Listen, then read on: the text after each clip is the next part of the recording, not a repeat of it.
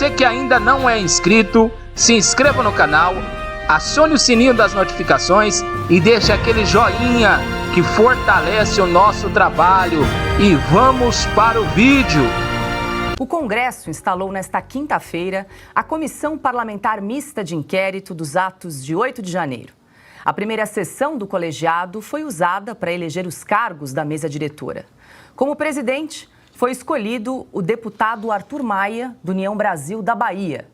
Ele é aliado do presidente da Câmara, Arthur Lira. A escolha ocorreu por aclamação, apenas com votos contrários dos senadores Marcos Duval e Esperidião Amin. A relatoria ficou com a senadora Elisiane Gama, do PSD do Maranhão, aliada do ministro da Justiça, Flávio Dino. A senadora não descarta convocar o ex-presidente Jair Bolsonaro para falar ao colegiado. O senador Cid Gomes será o primeiro vice-presidente e o senador Magno Malta, o segundo vice-presidente. E vamos ver quem são os 32 integrantes da CPMI dos atos de 8 de janeiro. Começamos então pelo Senado. Está aí os senadores titulares: Veneziano Vital do Rego, Marcelo Castro, Soraya Tronic, Davi Alcolumbre, Marcos Duval, Cid Gomes, Elisiane Gama, Omar Aziz, Otto Alencar, Fabiano Contarato, Rogério Carvalho, Ana Paula Lobato, Eduardo Girão, Magno Malta, Esperidião Amin e Damares Alves. E agora os deputados titulares: Arthur Oliveira Maia, Duarte, Amanda Gentil, Carlos Sampaio, Duda Salabert, Paulo Magalhães, Rafael Brito, Aloysio Mendes, Rodrigo Gambale, André Fernandes, delegado Ramagem, Felipe Barros, Rubens Pereira Júnior, Rogério Correia, Jandira Fegali e Érica Hilton. Bom, para a gente abrir agora os debates, quero dar boa noite meu colega aqui de estúdio, Silvio Navarro. Vamos começar aí comentando o que você achou, o que a gente pode esperar dessa composição da CPMI, Silvio. Difícil, né, Paula? Boa noite para você. Boa noite, meus amigos Augusto Nunes, Rodrigo Constantino, querida Ana Paula Henkel. Boa noite para você que está aí do outro lado da tela. Pois é, mas é o Congresso que temos, né? Alguns nomes aí saltam aos olhos. Você vê que a esquerda, que a bancada governista, especialmente os nomes do PT e dos partidos de extrema esquerda, são ali os mais estridentes possíveis. Para quem conhece a personalidade, o perfil desses parlamentares, sabe que muitos foram colocados ali apenas para tumultuar.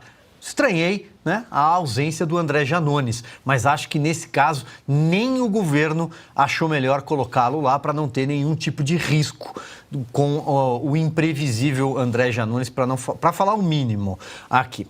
Olha, Paula, outro detalhe chama a atenção. Você citou, por exemplo, a questão da relatora ser aliada do ministro da Justiça, Flávio Dino, mas não é só.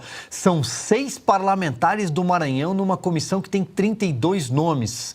Não me recordo de nada parecido. Por que instalar 6 parlamentares do Estado, do ministro da Justiça e Segurança Pública, numa comissão parlamentar de inquérito? Para blindá-lo. Justamente, essa é a intenção. Tanto que a escolha da relatora também atendeu a esse critério. Tentar blindar toda a atuação da área de segurança pública do governo federal sobre o dia 8 de janeiro. Se há algo a esconder, não sabemos. Esperamos que a CPMI vá de uma vez por todas jogar luz e esclarecer tudo o que aconteceu naquela tarde, naquele dia que terminou de um jeito que ninguém gostaria que terminasse. Lembrando que nós aqui sempre repudiamos todo tipo de vandalismo, de quebra-quebra contra o patrimônio, nesse caso, patrimônio público, mas também patrimônio privado. Não compactuamos com esse tipo de vandalismo, com esse tipo de atitude estúpida. Dito isso, como sempre fazemos nos nossos programas,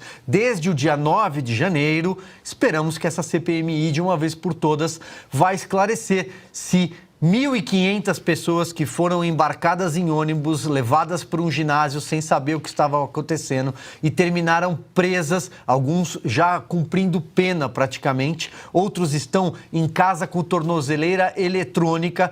muitos presos políticos. Nós vamos saber tudo o que aconteceu naquele dia. Outro detalhe, a presença do Arthur Maia na presidência da comissão. O relator é quem vai produzir o documento que um dia pode levar a um indiciamento, um dia poderia levar a um impeachment de um presidente da República. Mas a figura do presidente ser aliado do Arthur Lira mostra mais uma vez, é mais uma demonstração de força do presidente da Câmara nesse Congresso Nacional, que tem dado bons momentos, vamos dizer assim. Alguns lampejos muito positivos depois de passar uma legislatura inteira com as portas fechadas de joelho para o judiciário. É pouco, mas alguma coisa a gente já pode citar. Acho, Paula, que a oposição tem aí uma grande chance de jogar luz para encerrar nesse dia tão escuro para o Brasil, para a nossa democracia. Rodrigo Constantino, muito boa noite. O que você achou aí dos nomes que foram escolhidos para compor a comissão do 8 de janeiro? Boa noite, Paula. Boa noite, meu amigo Silvio Navarro, mestre Augusto, querida Ana e todos que nos acompanham. No lado do Senado, é quase uma reprise daquela CPI circense da Covid, né? Todas as figurinhas quase estão ali, né? O Otto Alencar, o Omar Aziz e companhia. Então, vice, no comando, né, na relatoria de alguém aliado ao Lira, vai lá, fica sempre na dúvida o que esperar. Mas com a senadora Elisiane Gama, que é fã, né, de carteirinha do comunista Flávio Dino, a gente sabe já que vai haver todo tipo de tentativa de criar narrativas. Eu gostei muito da fala do deputado Nicolas Ferreira, já na largada, derrubando várias narrativas dessas, né? Nós temos alguns nomes isolados ali, que são nomes sérios, de oposição aguerrida, ferrenha, principiológica, né? Contra essa turma toda que chegou ao poder e que fica bajulando tiranos e tudo mais. Então, a gente vai ter que contar com a ação independente, isolada desses nomes. Alguns poucos senadores, mais alguns deputados, e eles vão ter que derrubar essas narrativas todas e convocar as pessoas certas, tentar jogar luz sobre aquilo. O resumo da fala do Nicolas Ferreira, que vai ao encontro do que eu penso para fechar, Paulo, é que não vamos poupar se houver ali um terrorista da vida mesmo, um Cesare Battisti. Nós nunca defendemos isso. Isso sempre foi um terreno da esquerda radical. Se tiver gente ali que estava planejando depredar, invadir, quebrar, tomar poder, se ficar comprovado que existiam ali uns filhotes de Maduro, né, de MST, tem que ser preso, tem que ser condenado com devido processo legal. Mas nós queremos entender como é que se criou no Brasil o conceito de culpa coletiva, culpa por associação, prende todo mundo, depois vê o que aconteceu, fora coisas muito suspeitas e estranhas que aconteceram ali e que a esquerda no poder, que rotulou isso tudo de atentado terrorista, sem precedentes, o mais grave contra a democracia, fez de tudo para impedir a investigação. Então, agora, a gente conta com essas vozes isoladas, com alguns deputados, alguns senadores independentes, corajosos, para poder tentar derrubar narrativas, pautar as investigações e convocar as pessoas certas para lançar alguma luz sobre aquele episódio tão esquisito e que serviu de pretexto para que a turma do sistema intensificasse as perseguições e até mesmo prendesse, né, um monte de gente, são presos políticos existentes no país hoje. Ana Paula Henkel, muito boa noite. Qual a sua avaliação aí dessa primeira sessão da CPMI do 8 de janeiro? Já dá para a gente fazer uma análise do que serão essas próximas sessões daqui para frente? Boa noite, Paula. Boa noite, Constantino, querido, craque Silvio Navarro, mestre, Augusto Nunes, e muito boa noite à nossa audiência maravilhosa, que a partir de hoje vamos entrar aí numa série da Netflix, né, como foi a CPI do circo. E claro que pela lista que o desgoverno coloca aí para fazer a defesa ou tentar esconder o que de fato aconteceu no 8 de janeiro, acho que o nome para essa série, eu vou sugerir um aqui, é Operação Blindagem, né? A Operação Blindagem vai entrar em curso. Todos os soldadinhos ali do Flávio Dino estão prontos, né, de armas na mão. Elisiane Gama, Otto Alencar, Omar Aziz. e eles vão fazer exatamente o que eles fizeram na CPI da Covid, quando aquela CPI, que foi nada mais do que um palanque político, um circo, ela começou a se enveredar por campos sérios, como, por exemplo, o consórcio Nordeste, os respiradores pagos com dinheiro público, quase 50 milhões de reais, respiradores que nunca apareceram. E aí entrou em curso a blindagem ao Carlos Gabas, né? Vocês lembram disso? Carlos Gabas, Rio Grande do Norte, todos ali, né? Maranhão, o consórcio Nordeste, ele foi blindado porque ali tinha muita coisa para ser esclarecida, dinheiro que era para ir para Covid, para um alento às consequências da Covid no Nordeste, e o dinheiro sumiu, os respiradores não apareceram, entrou aí uma empresa de fachada que vendia produtos relacionados à maconha, uma confusão. E blindaram muito bem, de uma maneira muito bem eficiente, o consórcio Nordeste, o que poderia sair dali. Carlos Gabas, conseguiram tirar a presença do Carlos Gabas ali naquela comissão, né, ali para ser interrogado, para ser questionado, e essa lista é a mesma lista que vai blindar agora o ministro da Justiça, Flávio Dino, porque ele tem muita coisa para esclarecer, mas a Operação Blindagem vai começar com força total. Augusto Nunes, muito boa noite. Qual a sua avaliação aí dessa lista de nomes que agora compõem a CPMI do 8 de janeiro? Boa noite, Augusto. Boa noite, Paula, nossa chefe, meu amigo Constantino, minha querida parceira Ana, meu irmão Silvio Navarro, boa noite a você que nos acompanha. Olha, eu não acho difícil provar que a tese principal do governo não resiste a 5 minutos de análises inteligentes. O governo tem de provar que houve, no dia 8 de janeiro, uma tentativa de golpe de Estado. Vai ter que provar como é que isso pode acontecer com um bando de civis desarmados. O governo tem, a bancada governista tem de negar a existência de qualquer elemento infiltrado ou algum ministro ou assessor do governo, militar ou civil, que tenha contribuído para que fosse facilitada, né, a depredação dos prédios, né, das sedes dos 3 poderes. Nós já temos aí um general que participou. Temos também a omissão do Flávio Dino. Eu acho que quem tem razão acaba ganhando a CPI, independentemente da sua composição. Eu não sei por que não entrou o Randolph, mas ele estava entusiasmado no começo, como o Renan. Eles foram 2 figuras essenciais ali para mentir, contar mentiras ali na CPI da Covid, estão fora dessa. E vejo a presença de deputados e senadores experientes e que saberão quem convocar. É fundamental convidar, que parece que não pode ser convocado, convidar o Alexandre de Moraes, para explicar por que não tem ninguém acusado de infiltração, por exemplo. Todos os envolvidos foram presos. Em tese, são 1.400 prisões, deve estar todo mundo lá. Lá existe gente que tem que ser convocada, que foi presa depois do dia 8, gente que chegava a Brasília no dia 9, tem que ser ouvida. Tem que ser convocado Alexandre de Moraes, tem que ser convocado Flávio Dino.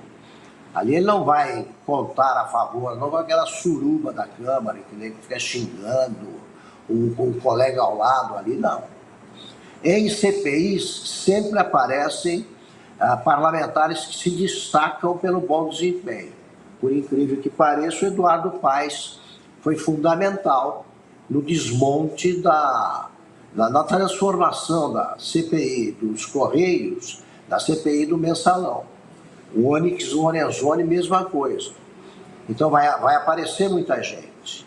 E o governo vai ter de provar essa tese, repito, do golpe de Estado. Não me parece complicado provar que isso aí não é possível. Não houve. Com o chefe, suposto chefe do exterior, e mulheres e crianças desarmados tentando derrubar um governo que acabava de assumir. Isso tudo é para ser analisado agora. Não dá para impedir que se investigue. Não dá. Então eu vejo um horizonte complicado para o governo. Olá, sejam todos bem-vindos. Tudo bem com vocês? Espero que sim. Se inscreva no canal, acione os sininhos das notificações e deixe aquele joinha que ajuda no desenvolvimento do nosso trabalho. E vamos para a manchete do dia, créditos ao portal folhapolitica.org, jornalismo independente, que traz a seguinte manchete. Senador Girão denuncia sequestro da CPMI por Lula, sabotagem e jogo duplo, ocupou em peso. Em entrevista coletiva, o senador Eduardo Girão denunciou como Lula e seus aliados sequestraram a CPMI dos atos de 8 de janeiro e tentaram, de todas as formas, sabotar e obliterar os trabalhos da comissão. O parlamentar asseverou: o que aconteceu foi um sequestro. O governo Lula, que não queria de jeito nenhum essa comissão parlamentar de inquérito funcionando, sabotou até onde pôde. Segundo a grande mídia brasileira e parlamentares que denunciaram que dezenas de milhões de reais foram oferecidos a parlamentares para tirar assinaturas sem falar em cargos. Então foi aí o governo Lula o grande responsável por sabotar a composição da mesa diretora e relatora da CPMI, né? A presidência, a relatoria está na mão do governo. Então, o que os demais colegas que são minoria e oposição têm é simplesmente manifestar a sua fala e argumentar suas acusações e também defesas, mas nada mais além disso. O final do fritar dos ovos vai ser o que o governo Lula querer. Porque essas pessoas que foram colocadas aí à frente desses cargos, dessas respectivas funções, trabalham em benefício do governo, então jamais eles vão querer expor o Lula, o governo do Lula, e desvendar a verdade aí do 8 de janeiro, que foi uma grande injustiça mundial. Foi uma grande injustiça mundial. Os anéis da história vai comprovar que o que Alexandre de Moraes realizou foi uma perseguição política, um crime contra a humanidade, pessoas cometidas de enfermidades como câncer, como diabetes, pessoas de idade, foram levados para um lugar de concentração, que ao meu ver foi um campo de concentração, e acusados e penalizados por uma única pessoa, né? Alexandre de Moraes, ele é o que investiga, ele é o que acusa e ele é o que condena. Ele faz todas os trâmites, né, do processo, e a gente vê que o poder está na mão dele, e o STF calado, o Senado calado. A Câmara aí tentou fazer alguma coisa, mas já também foi amordaçada pelo governo Lula. O que você acha de tudo isso? Deixa aí no seu comentário, fala de qual cidade você está nos assistindo, deixa aquele joinha que fortalece o nosso trabalho e até o próximo vídeo.